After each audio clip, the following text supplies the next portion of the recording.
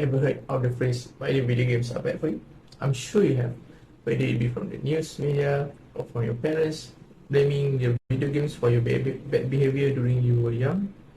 Well, hi, I'm Fareezal, and today I will be personally breaking it down to you whether violent video games are actually good or bad for you. Now, for starters, what exactly are these video games that are called violent? Well, violent video games are video games that contains violent contents such as shooting, killing, and etc. Video games in general are a popular form of entertainment and easily accessible to all ages. It started growing popularity during the 90s and still going up till now. So, why exactly parents and media are so adamant on their concern on saying video games can affect the player's behavior? It's already starting to sound negative, doesn't it? If so, why game developers around the globe still allowed to continue producing such thing if it really does have such effects on the people that consume it?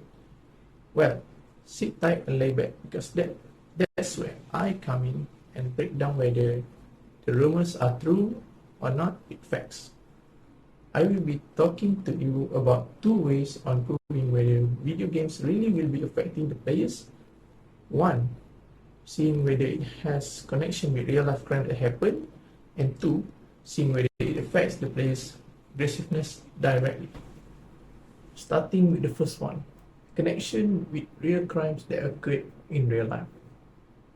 Let's begin with the correlation between popularity of video games and crime rate statistics. As you can see in the chart next to me, the popularity of video games rose through the sales revenue from the 1990s up to 2016. So by logic, if violent video games really affected people's behavior, then it should also cause the crime rate to spike, right? However, here's the shocker. According to the chart behind me, the violent crime rates actually went down drastically during those years. But of course, that alone isn't enough for me to prove that video games have no connection to crime whatsoever. Then moving on, let's see about the criminals who are claimed to be affected by video games. Here are two names of convicts that caused mass shooting, which is Adam Lanza and Anders Breivik. In their profiles, Adam was claimed to be affected by his favorite games, which is Super Mario Brothers, by the district reports, while Anders was just straight up admitting that he used Call of Duty, a shooting game, as an aid to help him aim better. Anders' part kind of makes sense. However, how does Adam's claim to be affected by innocent games such as Super Mario Brothers cause the crimes? Well, that's food for your thought. On to the next point, effects of violent video games on players' aggression. According to the Christopher Ferguson study, he studied around 103 young adults that were randomized to either play no video games at all, play non-violent games only, play violent games as a good guy, and play violent games as a bad guy.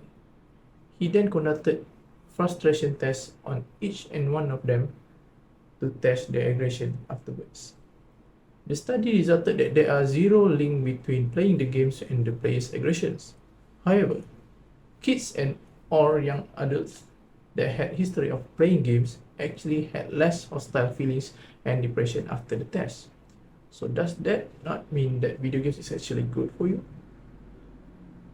Well, to summarize, video games causes players to be much less hostile as they could release their inner stress or rage through the video games instead of real life. And there are almost no connections that exist between games and crimes occurring in real life. In conclusion, yes, violent video games are safe to be consumed by the players under one condition. The players that are playing it are abiding the age rating restriction. Violent video games are by default set to age 13 and above or rated PG, meaning parental guidance. If there are children younger than 13 years of age consuming it, then it is completely under the fault of the parents or the guardian for not monitoring their child's entertainment consumption. And that is all for my informative speech. Thank you for listening.